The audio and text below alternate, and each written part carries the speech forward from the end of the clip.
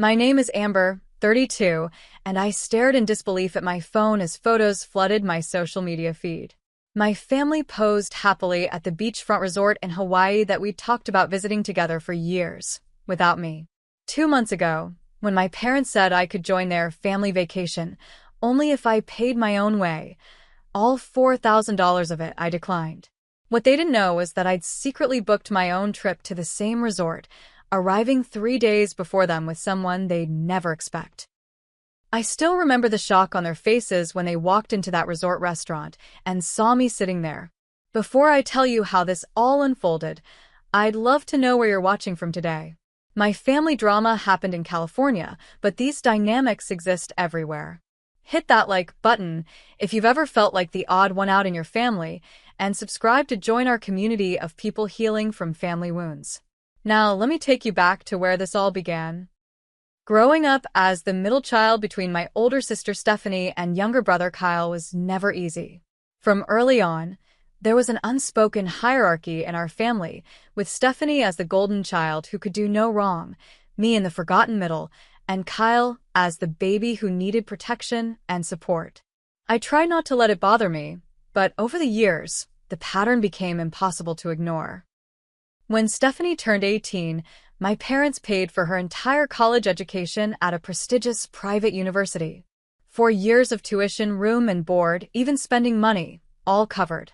They threw her a massive graduation party when she finished, inviting everyone they knew to celebrate her achievement.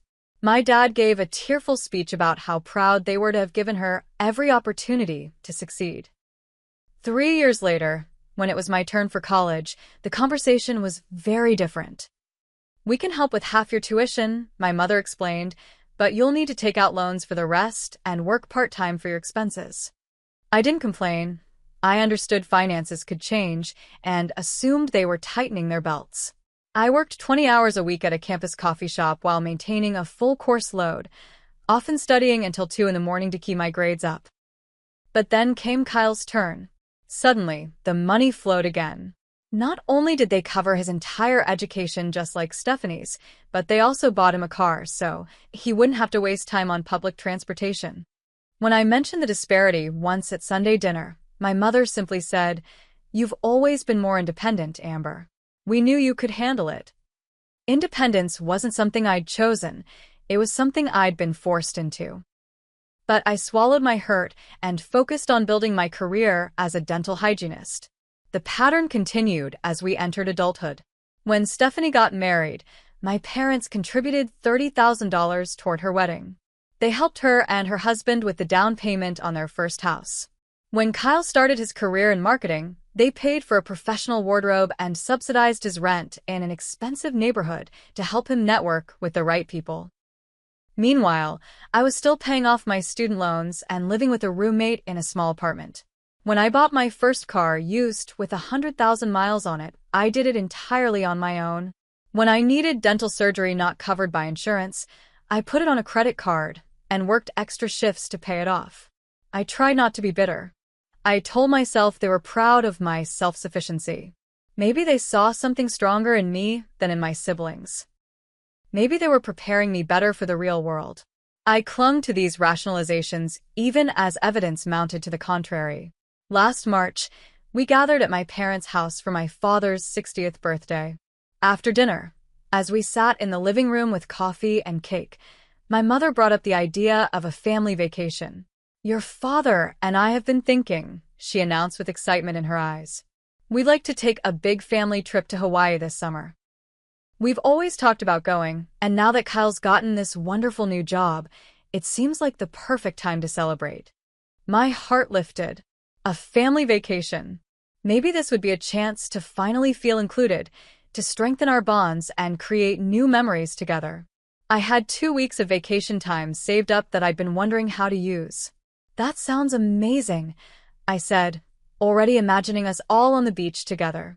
"When were you thinking of going?" "We're looking at the first 2 weeks of August," my father replied. "The Wailea Beach Resort in Maui. It's supposed to be incredible."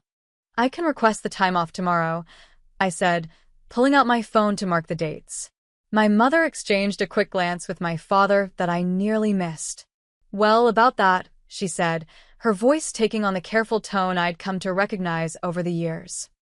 We're covering the trip for Kyle to celebrate his new position, and of course for Stephanie and Mark since they've been under so much stress with the twins. She paused, then added casually, as if it were an afterthought. You're welcome to join us, of course, Amber, if you can manage your own expenses.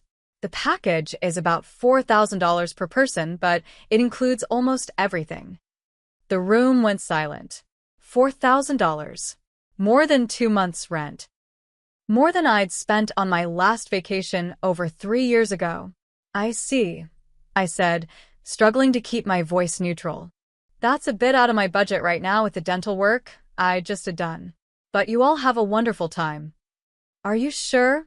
My father asked, but there was relief in his voice. We'd love to have you along. Absolutely, I lied. I've got some other plans I've been considering anyway. The conversation quickly moved on to flight options and excursions, as if my exclusion was a minor detail already resolved. Kyle shot me a sympathetic look, but said nothing. Stephanie was busy showing our mother photos of the resort she'd already looked up on her phone. I left an hour later, maintaining my composure until I got into my car. Then the tears came. It wasn't about the money, not really. It was about being the only one asked to pay. It was about being an optional addition to a family vacation. The next day, I called my best friend Tara and told her everything. That's messed up, she said bluntly. They're not even trying to hide the favoritism anymore. Maybe I'm overreacting, I said, still trying to make excuses for them. Maybe they really are tight on money. If they were tight on money, they wouldn't be taking a luxury vacation to Hawaii, Tara pointed out. And they certainly wouldn't be paying for your brother's girlfriend to go. They'd scale back and do something everyone could afford. Wait, what? They're paying for Taylor to go. This was news to me. You didn't know? I assumed they'd mentioned it. Tara sounded uncomfortable now. Kyle told Ryan when they were golfing last weekend. Ryan mentioned it to me. Another revelation, another stab of pain. Somehow, my brother's girlfriend of 8 months merited inclusion in the family vacation while their daughter, did not. As my hurt calcified into anger, memories of other trips surfaced. The spring break vacation to Florida when I was 15, where Stephanie got her own room while I was put on a pull-out couch in the living room. The Christmas trip to Colorado where Kyle and Stephanie got ski lessons and equipment rentals while I was told to find something else fun to do because there wasn't enough in the budget for all 3 of us. The weekend trips to visit colleges where my parents took Stephanie and Kyle on official tours but told me to just look at the websites for the schools I was interested in. It wasn't a one-time occurrence. It was a lifelong pattern.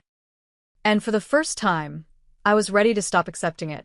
A week after the dinner, my mother called to discuss some minor family matter.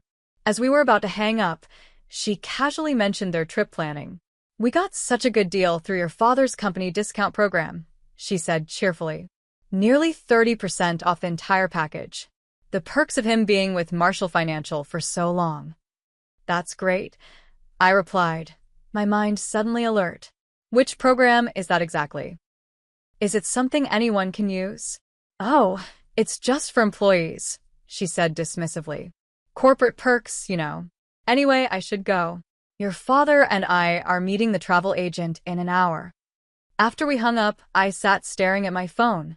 My father's company discount program. A potential way in.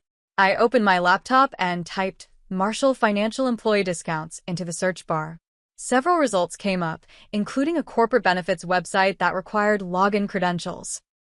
There was also a Reddit thread where employees discussed the best perks of working for various financial institutions. One comment specifically mentioned Marshall's travel program. Marshall's partnership with Elite Journeys is the best perk by far, wrote the anonymous employee. The discounts are substantial, and it's not just for the employee, but extends to immediate family members as well. My sister used my code last year and saved nearly 40% on her honeymoon package. Immediate family members. According to this, I should have been eligible to use the discount through my father. Yet they hadn't offered it to me. I scrolled through my contacts until I found Diana Reynolds. We'd been roommates during my second year of college and had stayed loosely in touch over the years. If I remembered correctly, she now worked at Marshall Financial, had been there for at least 3 years. I hesitated before calling her. Was I really going to do this? Was I really planning to crash my family's vacation out of spite? But it wasn't spite, I realized. It was about finally standing up for myself, about refusing to accept being treated as less than. Diana answered on the third ring, sounding surprised but pleased to hear from me. We caught up briefly before I carefully broached the subject. I actually have a somewhat unusual favor to ask, I said. I've been looking at booking a vacation to Hawaii, and I remembered you work at Marshall Financial. I've heard they have a really good employee discount program for travel. Oh, Elite Journeys? Yeah, it's amazing. I've used it twice already. Diana's voice was enthusiastic. Are you looking to go through a family member who works here? That was the idea, I said vaguely, but there's been some confusion about eligibility. I was wondering if you could tell me how it actually works. Diana explained that employees could extend their discount to immediate family members, parents, siblings, children, and spouses. All they needed was a special code and verification of the relationship. If you're having trouble with your family member's access, I could probably help you out, she offered. It wouldn't be the first time someone did a favor for a friend. The company doesn't really monitor it closely. I thanked her and said I'd let her know. After hanging up, I sat in silence, contemplating my next move. Was I really considering using Diana's employee code to book the same vacation as my family? The same resort, the same dates? Before I could decide, my phone rang. It was Kyle. Hey, just checking in, he said. Haven't heard from you in a while. We chatted about his new job and my work before he brought up the vacation. So, have you reconsidered coming to Hawaii with us? It would be more fun with you there. I don't think $4,000 is in my budget right now, I reminded him gently. Yeah, I get that. It's a lot. I'm really grateful Mom and Dad are covering it for me and Taylor. She's so excited. She's never been to Hawaii before. I froze. They're paying for Taylor too. There was an uncomfortable pause. Yeah, I thought you knew that. Dad said since she's practically family now, it made sense to include her. Practically family. 8 months of dating versus 32 years of being their daughter. That's nice, I managed to say. I'm sure you'll all have a great time. After hanging up, I no longer had any reservations about my plan. I immediately called Diana back. I'd like to take you up on that offer, I said firmly. I'm looking at the Wailea Beach Resort in Maui, first 2 weeks of August.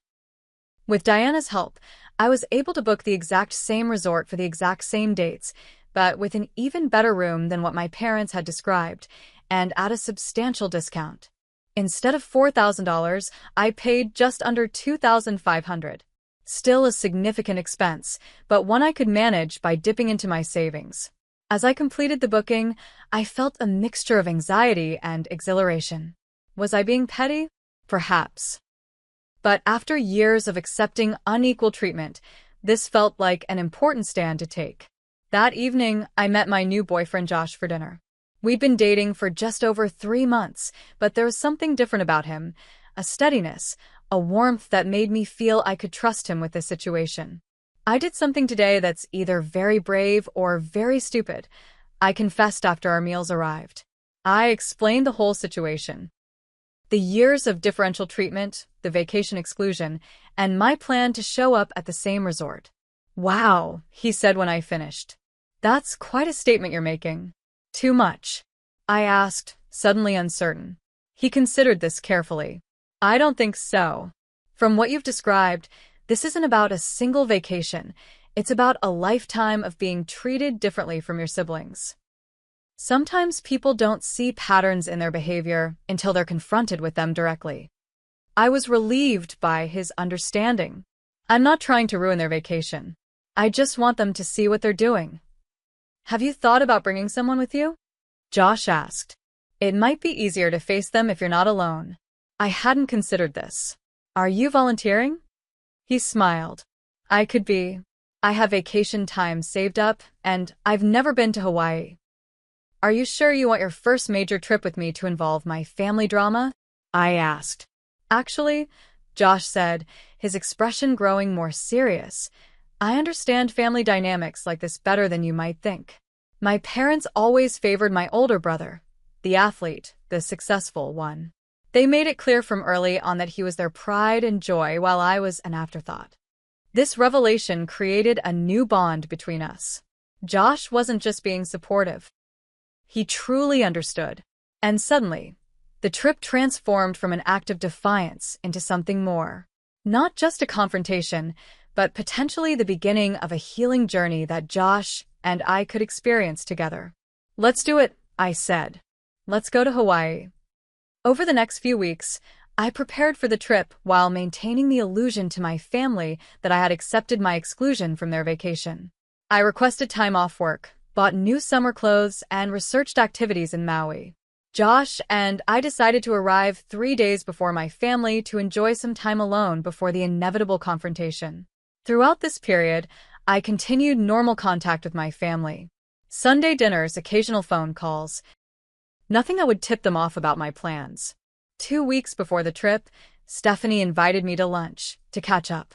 We met at a small cafe near her house, and for the first hour, the conversation was pleasant if superficial.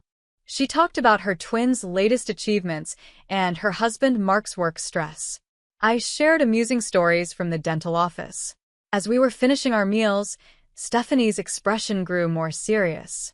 I wanted to check on you about the Hawaii trip, she said. Mom mentioned you were upset about the financial arrangements. Did she? I kept my voice neutral. What exactly did she say? Stephanie shifted uncomfortably. Just that you seemed disappointed that you couldn't join us. She feels bad about it, but you know how it is with money right now. I couldn't help myself. Doi. Because from where I'm sitting, there seems to be plenty of money for everyone else in the family. That's not fair, Amber, Stephanie protested. Kyle just started his career, and Mark and I have the twins to think about. You're established and independent. Independent because I've had to be, I pointed out. Because I've never received the same level of support as you and Kyle. Stephanie's face flushed. That's simply not true. Mom and Dad have always treated us equally. I laughed without humor. Equal? They paid your entire college tuition. I got half. They paid for your entire wedding. I'll probably elope to avoid debt. They helped you with a down payment on your house. I'm still renting. Those were different circumstances, Stephanie insisted. When I went to college, they had more disposable income. When you went, finances were tighter. And then magically loosened up again for Kyle? Come on, Stephanie. She fell silent, then said quietly, You don't know everything, Amber. Enlighten me. She hesitated, then said, Did you know they helped me with IVF treatments last year? This was news to me. No, I didn't. $25,000, she continued. That's how much they contributed to help us have the twins. It was a medical necessity. I processed this new information, feeling a fresh wave of hurt. Just 3 months before her IVF treatments, I had approached my parents about helping me refinance my student loans, which had a crippling interest rate. They had told me they simply didn't have extra funds to help. I'm glad they could help you start your family, I said finally. But it just further proves my point. When you or Kyle need something, they find the money. When I need something, there's suddenly nothing available. Stephanie looked genuinely confused. But you never seem to need anything. You're always so together. So capable. Because I've never had any other choice, I said softly. The lunch ended awkwardly, with Stephanie promising to think about what I'd said. I doubted it would lead anywhere, but at least I'd finally voiced some of my feelings out loud. That evening, Josh came over to help me pack. I told him about the conversation with Stephanie and the revelation about the IVF treatments. $25,000, I repeated, still in disbelief. While I was working extra shifts to pay off a $5,000 dental procedure. Josh listened thoughtfully. This reminds me of something I read about family dynamics. Have you ever heard of the concept of the family scapegoat? I hadn't, so Josh suggested we look it up together. We spent the evening reading articles about family psychology, particularly about roles that children often adopt or are assigned within dysfunctional family systems. The golden child gets praise and attention, the scapegoat bears the blame, and the forgotten child fades into the background. Read one article. These roles can persist well into adulthood, shaping family interactions for decades. Another piece discussed how scapegoated children often develop a strong sense of independence as a survival mechanism, which paradoxically can be used to justify their continued marginalization. The family may point to the scapegoat's self-sufficiency as evidence that they don't need help, when in fact that self-sufficiency was developed precisely because help was withheld. It was like reading about my own life. For years, I'd internalized the idea that I was somehow less deserving of support than my siblings. I'd believed there was something inherently different about me that justified the disparity in treatment. Now I was beginning to see that the dynamics had been established long ago, and my independence was both a result of and a justification for my treatment. The next day, I called my friend Tara to share these insights. "I've been reading about family scapegoats," I told her. "It explains so much about my relationship with my parents." "I could have told you that years ago," Tara said. "I've watched how they treat you compared to your siblings. It's textbook favoritism." "The frustrating part is that I don't think they even realize they're doing it," I said. "They've justified it so completely in their minds that they can't see the pattern." "Which is exactly why your Hawaii plan is brilliant," Tara declared. "Sometimes people need a dramatic gesture to shake them out of their established patterns." A few days later, my mother called. "I've been thinking about the vacation," she said, her voice carrying that particular tone of martyrdom she often adopted. "If it's really important to you to join us, maybe we could help with part of your expenses. Perhaps cover the hotel portion." For a moment, I was tempted. It would be so much easier to accept this partial concession than to go through with my plan. But then I recognized it for what it was, not a genuine acknowledgement of the inequality, but a token gesture to make me stop complaining while maintaining the fundamental imbalance. "That's generous of you," I said carefully, "but I think I'll pass. I've made other arrangements for those weeks." "What arrangements?" she asked, immediately suspicious. "Just some plans with friends," I said vaguely. "Nothing concrete yet." "Well, the offer stands if you change your mind," she said, sounding both relieved and slightly disappointed. "We really would like to have the whole family together." After hanging up, I felt a renewed determination. This trip wasn't about revenge. It was about setting boundaries and demanding recognition. It was about finally disrupting a pattern that had defined my place in the family for as long as I could remember. As the departure date approached, I experienced waves of doubt and anxiety. What if this blew up in my face? What if it permanently damaged my relationship with my family? What if I was overreacting to what they saw as a minor issue? The night before our flight, I had a vivid dream about a childhood incident I'd almost forgotten. I was 10 years old, and my parents had taken us to an amusement park. When it came time for souvenirs, Stephanie was allowed to choose an expensive doll, and Kyle got a remote-controlled car. I was told to select from the clearance bin because we've spent enough today. In the dream, as in reality, I hadn't complained. I'd chosen a small keychain and pretended to be delighted with it. I woke up with tears on my face, but also with clarity. This pattern had been established decades ago, and it wouldn't change unless I forced the issue. The Hawaii plan wasn't petty, it was necessary. Josh and I arrived in Maui on a Tuesday afternoon, 3 days before my family was scheduled to check in. The flight had been long but uneventful, and as we stepped out of the airport into the warm Hawaiian air, I felt a mixture of excitement and apprehension. "It's really happening," I murmured as we waited for our shuttle to the resort. Josh squeezed my hand. "No second thoughts." "A million second thoughts," I admitted. "But I'm still going through with it." The Wailea Beach Resort exceeded all expectations. Our room was spacious and elegant, with a balcony overlooking the ocean. Palm trees swayed in the gentle breeze, and the sound of waves provided a constant, soothing backdrop. "Your family has good taste in vacation spots," Josh remarked as we explored the grounds. "They do," I agreed. "I just wish they thought I deserved to enjoy it with them." We spent the afternoon settling in and exploring the resort. At dinner that evening, we were seated at a table near the water with a spectacular view of the sunset. Our server was a young woman named Carolina, warm and attentive. "First time in Maui?" she asked as she brought our drinks. "First time in Hawaii at all," Josh replied. "You chose well," Carolina said. "This resort is special. Are you celebrating something?" "Not exactly," I said. "It's more of a personal journey."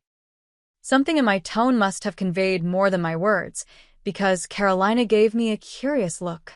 "Those are often the most important trips," she said thoughtfully. Over the course of the meal, we developed an easy rapport with Carolina.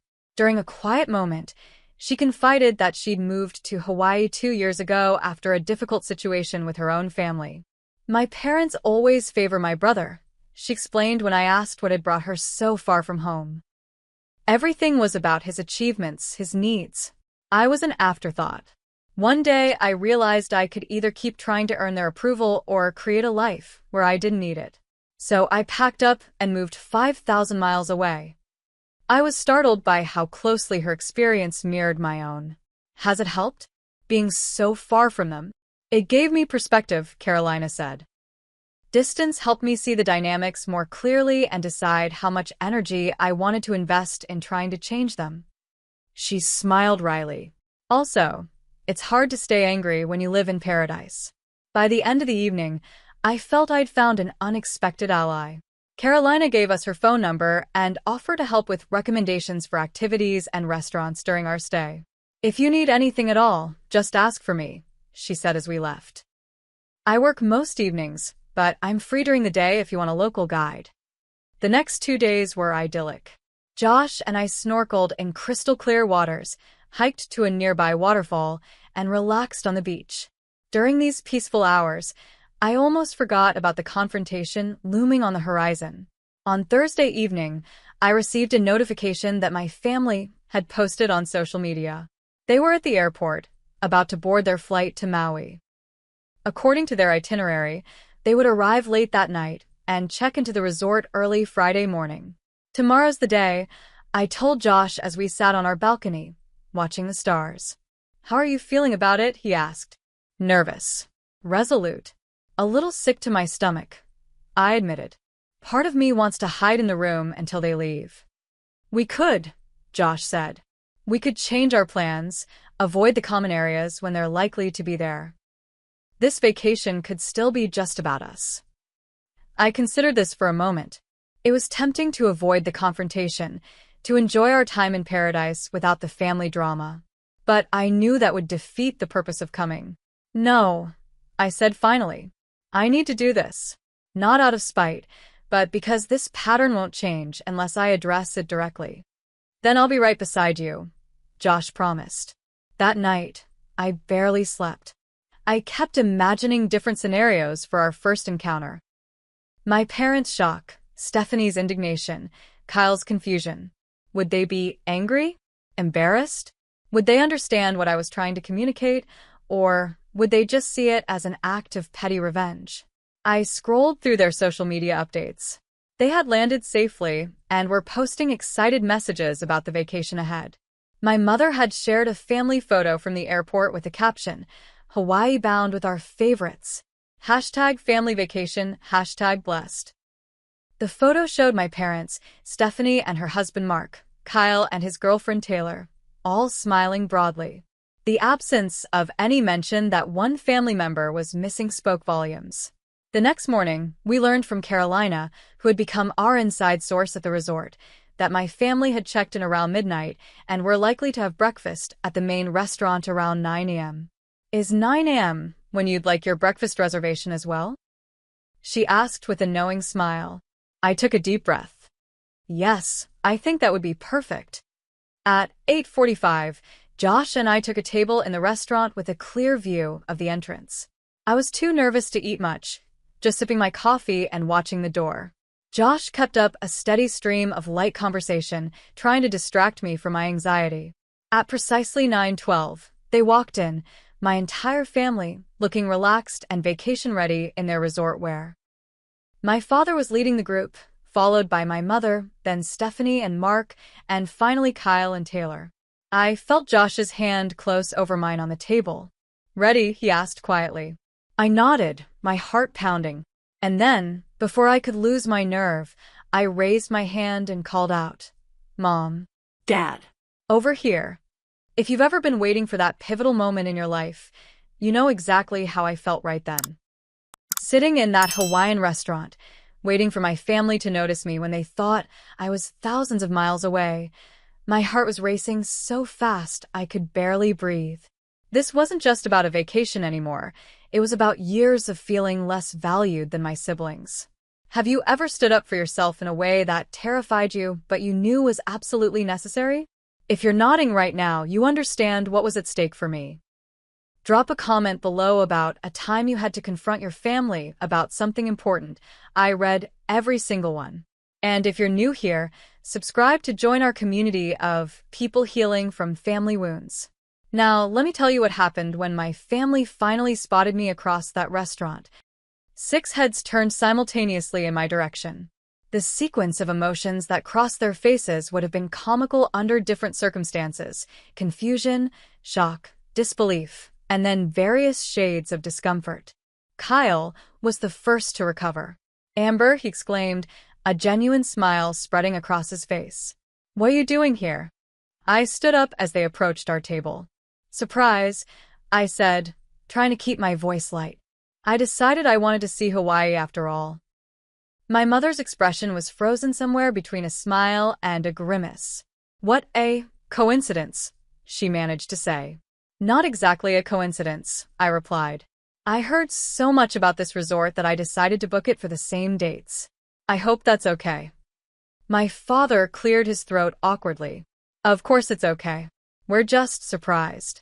Stephanie was less diplomatic. "How did you even afford this?" she asked, her tone implying that it was impossible for me to be there legitimately. "I got a great discount," I said pleasantly. "Nearly 40% off the regular price. The same employee discount program that Dad used, actually."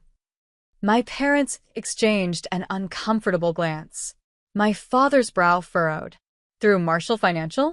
"But how? I have a friend who works there," I explained. "She was kind enough to extend her employee discount to me." Apparently, the policy allows for immediate family members to use it. Isn't that interesting? The implication hung in the air. My parents could have offered me the same discount they'd used themselves, but had chosen not to. An awkward silence fell over the group. Josh stood up and extended his hand to my father. "I'm Josh Sullivan. It's nice to meet you all. Amber has told me a lot about you." My father shook his hand automatically. "Nice to meet you too. We didn't realize Amber was bringing someone." "Last-minute decision," Josh said easily. "When she told me about the trip, I couldn't pass up the opportunity." My mother seemed to recover her social graces. "Well, this is a pleasant surprise. Would you like to join us for breakfast?" I glanced at Josh, who nodded slightly. "We'd love to," I said. The staff pushed 2 tables together to accommodate our now larger group. I ended up seated between Josh and Kyle, with my parents directly across from me. The conversation was stilted at first, with everyone carefully avoiding the elephant in the room. Kyle, bless him, made a genuine effort to integrate Josh and me into the vacation plans. "We were thinking of doing a snorkeling tour tomorrow," he said. "You two should come with us." Before I could respond, my mother interjected, "But I'm sure Amber and Josh have their own plans. We wouldn't want to impose." "Actually," I said, "we don't have anything specific planned for tomorrow. A snorkeling tour sounds great." And so it was arranged, despite my mother's evident discomfort. After breakfast, we all headed to the beach. Josh and I had already been there for 2 days and knew the best spots, which put us in the unexpected position of playing tour guides. As the day progressed, the initial shock of my presence seemed to wear off, at least for Kyle and Taylor, who were genuinely friendly. Stephanie and Mark maintained a polite distance, occasionally exchanging whispers that I pretended not to notice. My parents were the most difficult to read, outwardly cordial, but with an underlying tension that was palpable. In the afternoon, Josh and I excused ourselves to go back to our room for a while. As we walked away, I overheard my mother's voice, not quite quiet enough. I can't believe she would ambush us like this. What is she trying to prove? My father's response was too low to hear, but his tone sounded defensive. Back in our room, I collapsed onto the bed. That was even more awkward than I expected. Josh sat beside me. But you're holding your ground. They're the ones who should feel uncomfortable, not you. I know. It's just hard to be seen as the troublemaker for pointing out something that's been hurting me for years. We rejoined the family for dinner at one of the resort's restaurants. The atmosphere was slightly more relaxed after everyone had had time to adjust to the situation. Kyle and Taylor made a point of engaging Josh in conversation, asking about his work as a physical therapist and his hobbies. My father maintained a careful neutrality, while my mother alternated between forced cheerfulness and thinly veiled disapproval. Midway through the meal, Stephanie asked the question that had clearly been bothering her all day. I still don't understand why you didn't just tell us you were coming. I set down my fork and looked her directly in the eye. Would you really like to know? Something in my tone made the entire table go quiet. Yes, Stephanie said, lifting her chin slightly. I would. I took a deep breath. I didn't tell you because I wanted you all to experience what it feels like to be surprised and excluded. Just like I felt when you planned a family vacation and then informed me I could only join if I paid thousands of dollars that no one else was being asked to pay. That's not fair, Amber, my mother said sharply. Your siblings have different financial circumstances. Do they? I countered. Stephanie and Mark both have good jobs and only had to pay for themselves. I have a single income and was expected to pay the full amount. How is that accounting for different financial circumstances? We've always helped the kids who needed it most, my father interjected. That's all. And who decided I didn't need it? I asked. Who decided that Kyle needed his entire college education paid for while I only deserve half? Who decided that Stephanie deserved help with a down payment on a house while I'm still paying off student loans? Who decided that Taylor, no offense Taylor, merited inclusion in this trip while I didn't? Taylor looked deeply uncomfortable. None taken. I actually didn't realize. It's not just about this trip, I continued, my voice steady despite the emotions churning inside me. It's about a lifetime of being treated differently from my siblings. It's about always being the one expected to manage on my own while they receive support. That's ridiculous, Stephanie said. You're playing the victim over normal family differences. Am I? I pulled out my phone and opened my notes app. Let's look at the facts. College tuition, Stephanie, 100% covered. Kyle, 100% covered. Amber, 50% covered. Wedding expenses, Stephanie, $30,000. Kyle, not applicable yet. Amber, not applicable yet but already told. Weddings are expensive these days, so don't expect much. Housing assistance, Stephanie, down payment help. Kyle, subsidized rent. Amber, 0. Medical expenses, Stephanie, $25,000 for IVF. Kyle. Full insurance coverage under parents planned until age 26. Amber, denied help with a $5,000 dental procedure. Shall I continue? A heavy silence fell over the table.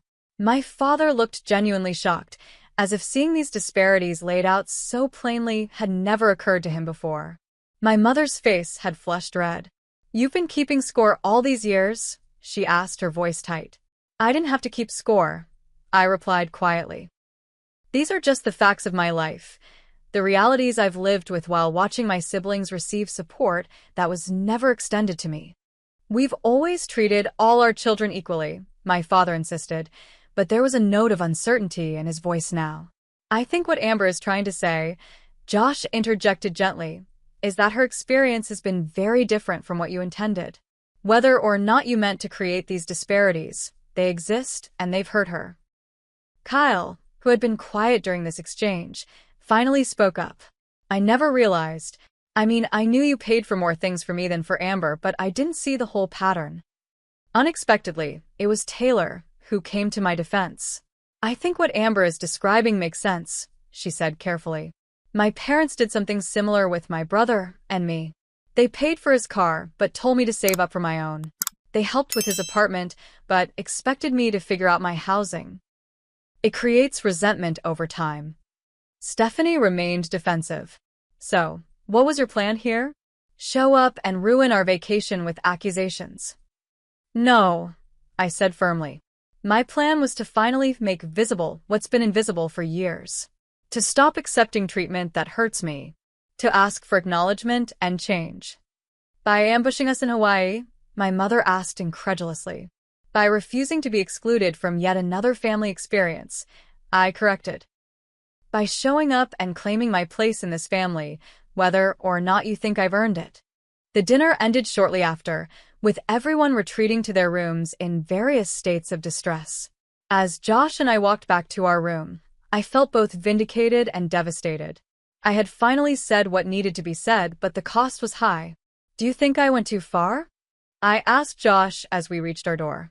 No, he said firmly. You spoke your truth without attacking them. What happens next is up to them. That night, I barely slept, replaying the dinner conversation in my mind and wondering if I had irreparably damaged my relationship with my family. Had standing up for myself been worth it? Only time would tell. The next morning, Josh and I decided to have breakfast in our room, giving everyone space to process what had happened. Around 10 a.m., I received a text from Kyle. Still on for the snorkeling tour? Meeting in the lobby at 11. I was surprised that the plans were proceeding. Are you sure everyone still wants us to come? I texted back. Taylor and I definitely do, came the reply. Not sure about the others. Mom and Dad are being weird. Stephanie and Mark might skip altogether. After discussing it with Josh, we decided to go. If nothing else, it would show that I wasn't trying to avoid my family or ruin their vacation. I just wanted equal treatment. When we arrived in the lobby, only Kyle and Taylor were waiting. The others are taking a day to relax at the resort, Kyle explained, making air quotes. But I really want you guys to come with us. The snorkeling tour turned out to be a blessing. Away from the tense family dynamics, the four of us were able to enjoy the natural beauty of Hawaii. Swimming alongside colorful fish and sea turtles provided a welcome distraction from the emotional turmoil of the previous evening. During a break on the boat, Kyle pulled me aside. I've been thinking a lot about what you said last night, he admitted. I never realized how different things were for you. I guess I was too focused on my own stuff. It's not your fault, I assured him. You didn't create the dynamic. Maybe not, but I benefited from it without questioning it, he said. And there's something else you should know. He hesitated, then continued. I found out recently that Mom and Dad helped Stephanie buy a second home last year. A vacation property in Lake Tahoe. They put down almost $100,000. I felt like I'd been punched in the stomach. A second home? While I was scraping together a security deposit for my apartment. Kyle nodded grimly. I only found out because Dad asked me for investment advice about shifting some assets to free up the cash. It was supposed to be a secret, I think. I'm sorry, Amber. It's even worse than you realized. I was still processing this information when we returned to the resort in the afternoon. As Josh and I walked across the pool area toward our room, I spotted my mother sitting alone at a table under an umbrella. She saw me at the same moment and, after a brief hesitation, raised her hand in a tentative wave. I think your mom wants to talk, Josh observed. Do you want me to stay with you or give you some space? I'll be okay on my own, I decided. Maybe it's better if we talk one-on-one. Josh squeezed my hand and continued to our room while I approached my mother's table. May I join you? I asked formally. Please, she said, gesturing to the chair across from her. For a moment, we sat in silence, the sound of waves and laughing vacationers filling the space between us. I thought we should clear the air, my mother finally said. Last night was uncomfortable for everyone. It was uncomfortable for me too, I acknowledged. But sometimes discomfort is necessary for growth. My mother sighed.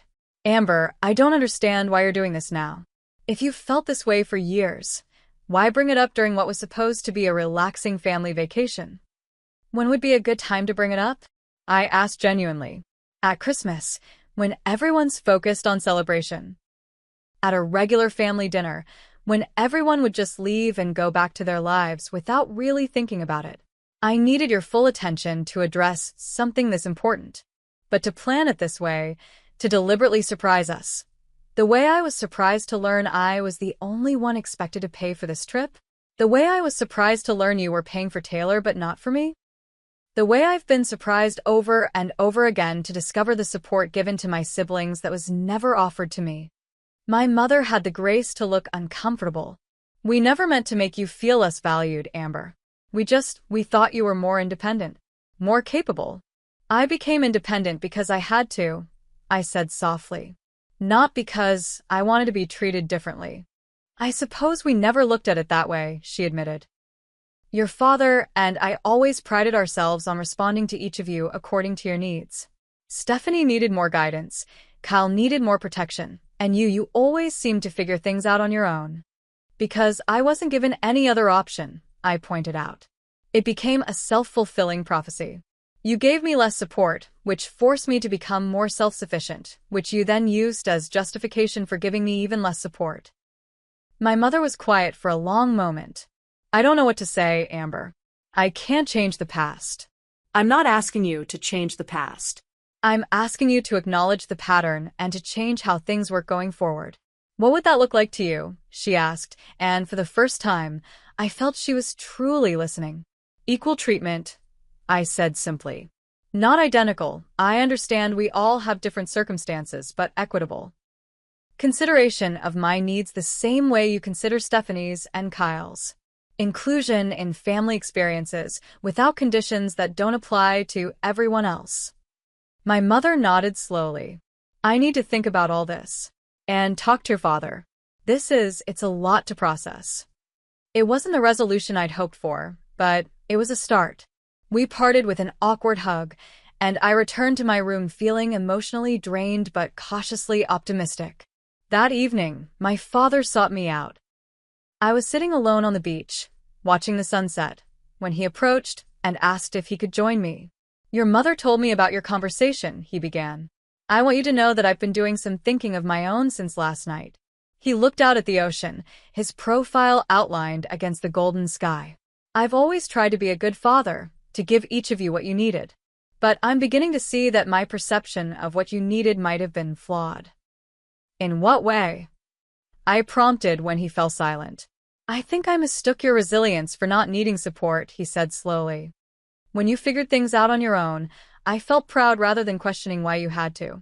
When you didn't complain about disparities that, frankly, I should have noticed myself, I interpreted it as acceptance rather than resignation.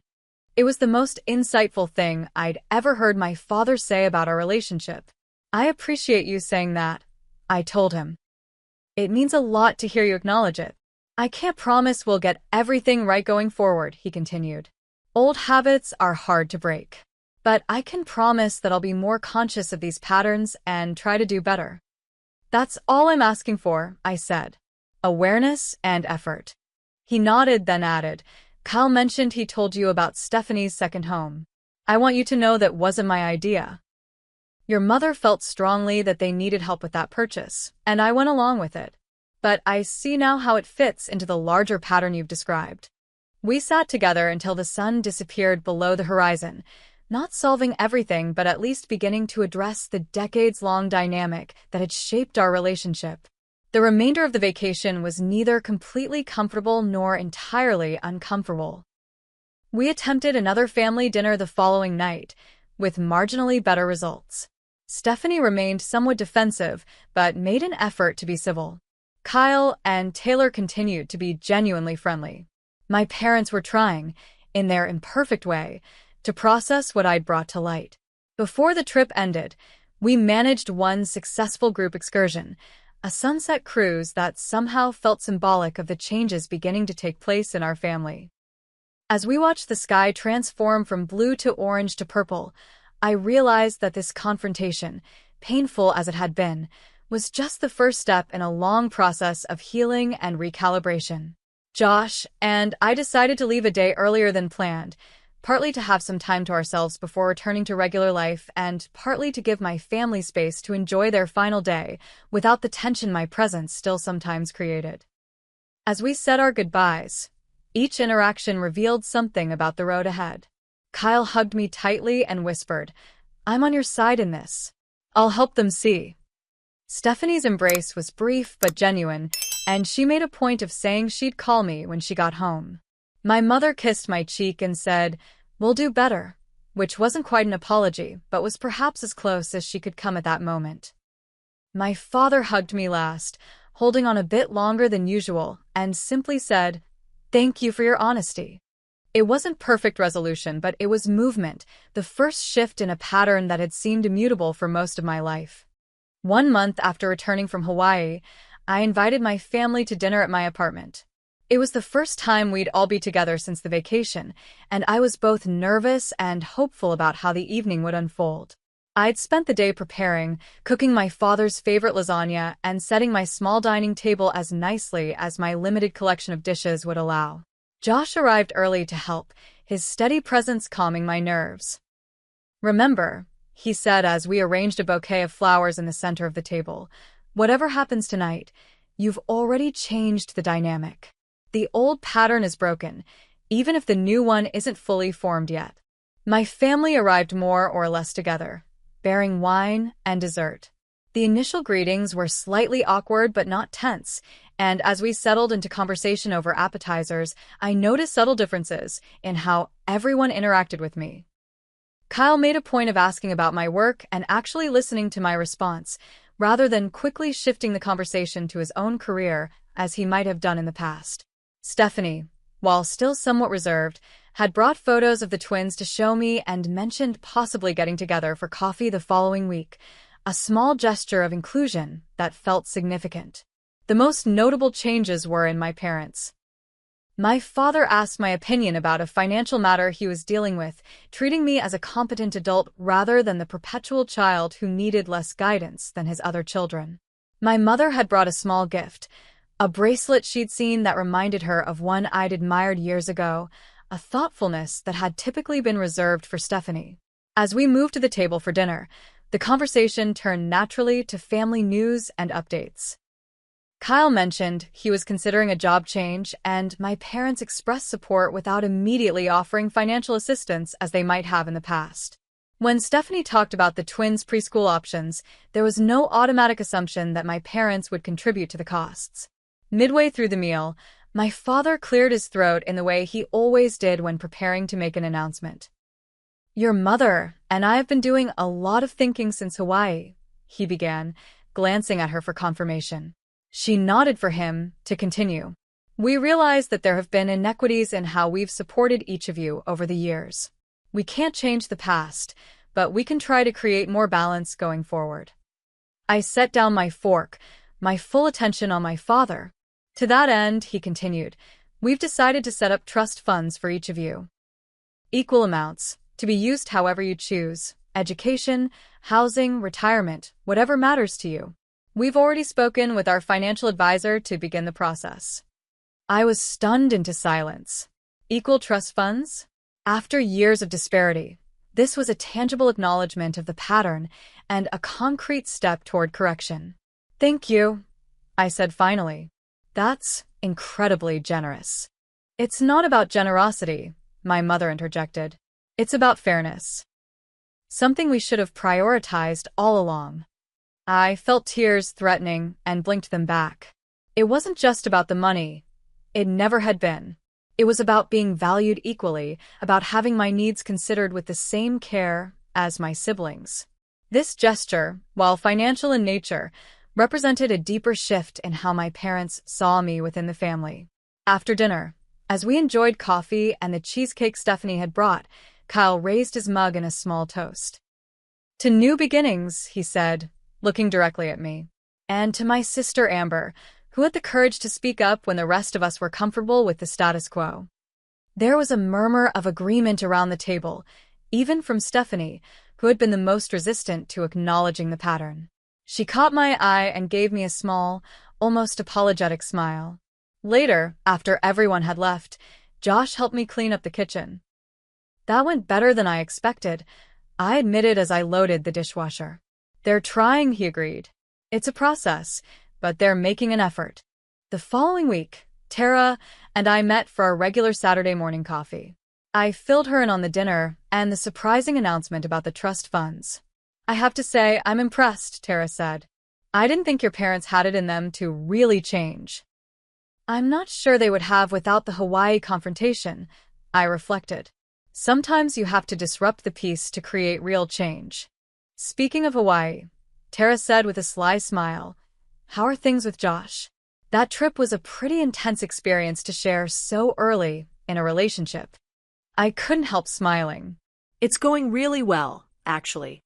I think seeing each other handle a difficult situation brought us closer. He's been amazing through all of this. Over the next few months, the shifts in my family dynamics continued to evolve. There were still moments of falling back into old patterns, my mother occasionally making thoughtless comparisons between my choices and Stephanie's, my father sometimes forgetting to include me in certain conversations. But now, when these lapses occurred, they were recognized and corrected, either by my parents themselves or by Kyle, who had become an unexpected ally in maintaining the new balance. Stephanie and I were slowly building a more authentic relationship. Without the unconscious competition fostered by our parents' favoritism, we were discovering common ground we hadn't recognized before. She invited me to the twins' birthday party, something that might have been an afterthought in the past, and made a point of introducing me to her friends as her sister, with genuine warmth. 3 months after Hawaii, my mother sent a group text to the family with a link to a beach house rental in North Carolina. "Thinking about a family trip next summer," she wrote. "Everyone welcome. Expenses shared equally or covered for all. Thoughts?" It was a small thing, perhaps, but it represented a fundamental change in approach, explicit inclusion, transparent financial expectations, and consideration of everyone's input from the beginning. That evening, as I scrolled through old photos on my phone, I came across the Hawaii pictures that had been shared in our family group chat. Among them were several that included Josh and me, integrated into the family narrative rather than excluded from it. In one, all of us were gathered on the beach at sunset, the tension of those days not visible in our smiles. It wasn't a false image. There had been moments of genuine connection amid the confrontation and discomfort. I sent the photo to Josh with a message. "Look how far we've come." His reply came quickly, and it all started because you were brave enough to say no to the old pattern and yes to your own worth. He was right. By declining to participate in my own marginalization, by saying no thanks to the unequal invitation and creating my own path to inclusion, I had disrupted a family system that had seemed immutable. The Hawaii plan hadn't been about revenge. It had been about visibility, about refusing to remain in the role that had been assigned to me years ago. As I prepared for bed that night, my phone chimed with another text. It was from my father, sent just to me. "Just wanted to say I'm proud of you, Amber. Not just for your accomplishments, but for your strength of character. It couldn't have been easy to confront us the way you did in Hawaii, but it was necessary. Thank you for giving us the chance to do better." I read the message 3 times, tears blurring my vision.